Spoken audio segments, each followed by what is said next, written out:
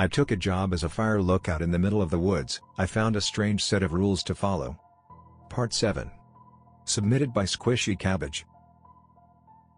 The scratching stops shortly after I go under my covers. I can literally feel her hunger in the air, looming above my tower, focusing in on me.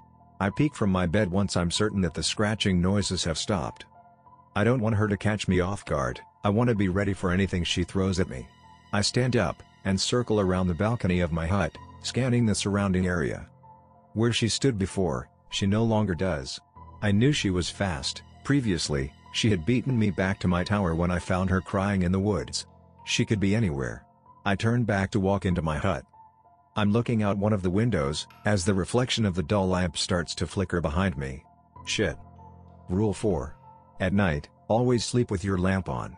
If it starts to flicker, quickly run to turn on your main light until morning. If your lamp flickers off completely before you can do this, hide under your bed until morning. My eyes adjust as I look at the reflection of lamp, and she's there. Right in front of me, through the glass, standing on my balcony. It's her. Her broken arms distended. Her straggly hair wet. Her eyes large. Her smile wide. Rule 6. If you wake up, and see the smiling woman staring at you through your window, hide under your covers and hold your breath. She will come into your hut, and you will feel her breathing right above you as if she is hovering over you. Do not breathe.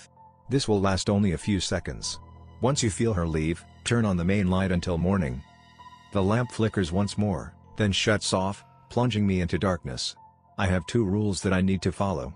2 conflicting rules. I can't look away from her, but I know I have to turn on the main light. Her neck suddenly snaps to the side, and she starts to walk fast. I mean, fast. Stomping loud with each step, as she makes her way around the balcony towards the door on the other side. Oh fuck.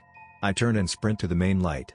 She's about halfway to the door when I turn it on, and now I have to decide whether I hide under the bed or under the covers. I choose the covers. Rule 6 specified, she will come into your hut, and she's about to do that. I run toward my bed and pull the covers over my eyes. As I do so, I see the door of my hut open. I hear her loud, fast footsteps charging toward me, but I see only darkness now. I lay beneath thick covers. I hold my breath. I can feel her. Just as the rule said, I would. She's right above me. I feel her breath.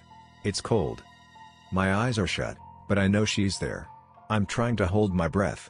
My heart is pounding out my chest, my stomach is churning in fear, but I refuse to breathe. Yet she waits, desperate for me to do so. What happens if I breathe? Will she kill me here and now? Will she possess me? My chest hurts. I can't hold it for much longer. She can sense it. She senses I'm struggling. Her exasperated breaths are getting more and more excitable. I feel her hair dangling either side of me from above the covers, wet. I can't do it. I need to breathe. This is it. I'm fucked. My mouth opens. She's gone. She just vanished. I hold on for 3 or 4 seconds more, as long as I physically can, before coughing and gasping for air. But she's gone. No more cold breath, no more presence. I was alone again. I peel back the covers. My hut's door is wide open, swinging in the wind. My main light is still on, as is my lamp once more. Did she use the flickering of the lamp as an attempt to try to get me to fuck up? To choose the wrong rule? If I had chosen to hide under the bed, would she have killed me? It's been quiet for a few hours. My main light is still on, so is my lamp.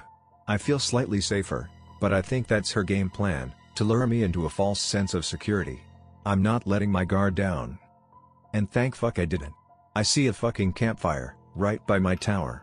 The glare of the light from the hut makes it harder to see, but I see it. In fact, I see more than one. There are campfires all around my tower. I walk around the balcony's edge. I count 6 fires. By each fire, there are dark, human figures with their backs turned toward me. What the fuck? They're all standing, one per fire, looking into it.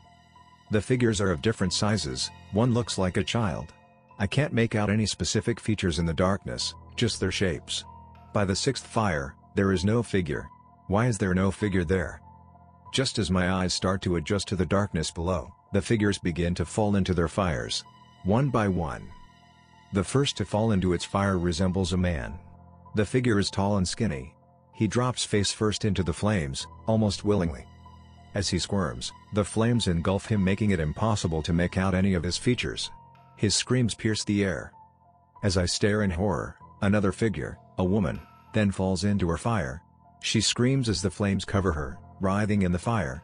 But she does not attempt to escape it. Next, the smallest figure. The figure of a child. A boy. As he falls face down into the fire, I gasp. I can't bring myself to scream, my whole body is in shock. The child is silent, but twitching violently as the fire burns him. Fourth, the largest silhouette. A wide, sturdy shape of a large man. He falls into his fire, grunting in pain, holding back screams, but barely moving as he burns. Lastly, the shape of a woman. I turn to her before she falls. I need to see. I run inside, grab my flashlight, and run back to where I stood before. As she falls into her fire, I shine it upon her, catching only a glimpse of her messy blonde hair and a red checkered shirt, a rip along its sleeve, before the flames take over. There is just one fire left burning. The sixth fire.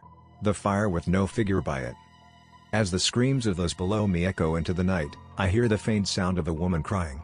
Somewhere in the trees below. Oscar, a voice calls out just as the first rays of sun peek through the trees. Oscar, are you there? I run to the balcony, albeit cautious, and see Sam, Mark's daughter, standing below. She's in the same clothes as the last time I saw her. Sam. I yell, Sam, we have to get out of here. There.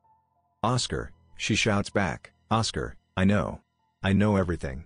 I know about Allison, about her sister. I know about Harvey and his family. About Rick. I know everything. We have to get out of here, Sam. We can't, Oscar, she cries out, we have to burn her. We have to burn Allison's sister. Why the fuck do we have to burn her? I scream. That's Rule 10, Oscar. She's going to follow you, no matter where you go. If you leave this place, she'll be a step behind you forever. Unless you burn her. That's Rule 10, find her body and burn it. Rule 10. Burn her body, or she will chase you forever. How the fuck are we supposed to find our body? I shout, defeated.